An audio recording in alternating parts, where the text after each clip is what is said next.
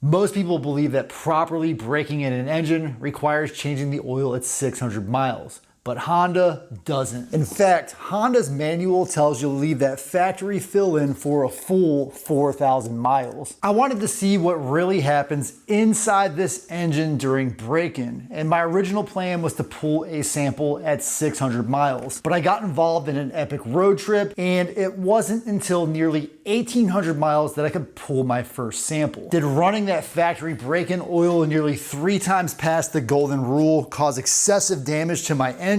Or is that first 600-mile oil change just an outdated myth? Let's look at the raw Blackstone lab data to find out. When the first report came back from Blackstone, the numbers looked absolutely alarming. Universal averages for iron are typically 20 parts per million. I had 72. Copper is 13 parts per million. I had 64. At first glance, you'd think the dual clutch transmission and bearings are chewing themselves apart, but they aren't. This is what most riders misunderstand. Cumulative wear versus rate of wear. High raw metal counts are completely normal here. It's the sign of clutch packs, fresh gears, and piston rings breaking in under load. In fact, that first Blackstone report completely reassured me. It says, Mario, even with a few bold marks, this is a good first look at your gold wing. The metals in bold more than likely represent break-in material, and the excess stuff should wash out after a few oil changes. And for me, the most important statement on this report is this. We don't have reason to believe that a 4,000-mile run wouldn't be doable. But at the same time, changing this fill would bring progress to the high level sooner. So it's really up to you. I had planned to run that break-in engine oil to 4,000 miles anyway, so by the time I got this report back at 3,000 miles, I decided I would go ahead and continue with my plan. Up until this point, I had run 4,000 miles. The only top off oil that I was required to add during that entire interval was to replenish the small amount of oil that I took for the sample. I got that next Blackstone lab report back, and I was very satisfied with the answer. Mario, wear metals increased, but that's not a surprise given this is still the same break-in oil you tested last time. We aren't worried about any of the parts wearing poorly because the rates of metals on a part per million per mile basis are lower. We should start to see some improvements, at least at face value, in the next sample, since the oil was finally changed. You could try a 6,000 mile interval. That's their answer to my question. How far can I run the oil?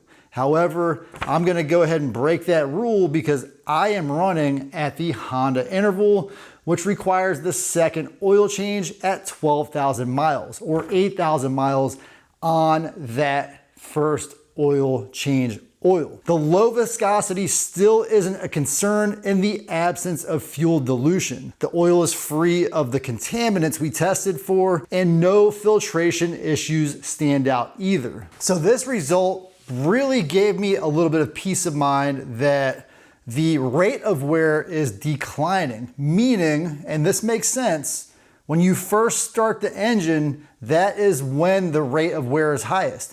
And as the engine starts to break in, the rate of wear should stabilize at some number. In this case, probably the universal averages in this column on the right-hand side. So after that 4,000 miles, the only true concern that I have with all of the Honda samples I have taken in general.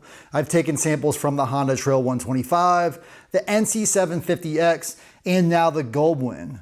Surprisingly, the SUS viscosity, SUS viscosity, has sheared down in every one of those samples from the 10W30 factory fill down to a 10W20 equivalent, which is interesting to me because I assume that Honda engineers know that this is happening and they designed that factory fill so that it provides the minimum amount of wear protection, which I believe, based on my empirical evidence, is really a 10W20 standard. I get it, that hypothesis is a little far-fetched.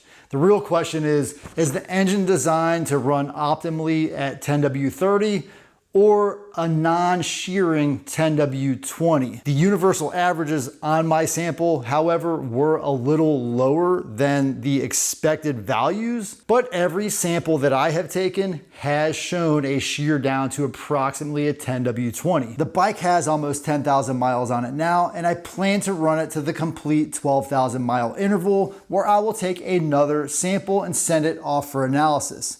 I'm really curious to see what happens with that 8,000 mile oil sample analysis. But the real question is, does changing your break-in oil before the manufacturer recommendation do anything for you other than provide peace of mind? Let me know your thoughts in the comments. Thank you so much for watching, and I'll catch you in the next video.